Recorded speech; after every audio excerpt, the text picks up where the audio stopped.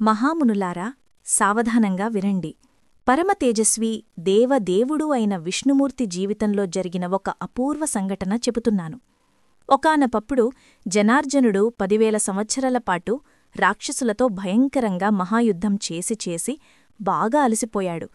ఎక్కుపెట్టి ఉన్న ధనుస్సును అలాగే ఒక సమతల ప్రదేశంలో నేలకు ఆంచి పైకొనకు గడ్డం ఆన్ని శరీరభారమంతా ధనుస్సుపై మోపి అలా నిలబడే విశ్రమించాడు.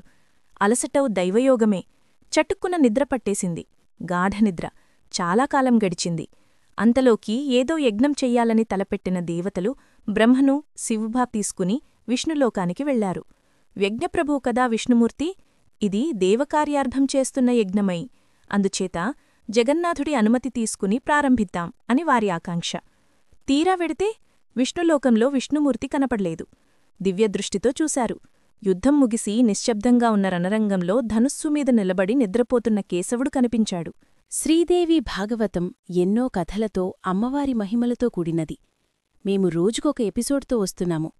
మా ఏన్షియంట్ సిబ్లింగ్స్ని సబ్స్క్రైబ్ చేయండి, షేర్ చేయండి, కామెంట్ చేయండి. ఫుల్ వీడియో లింకు డిస్క్రిప్షన్లో ఉంది, చూడండి.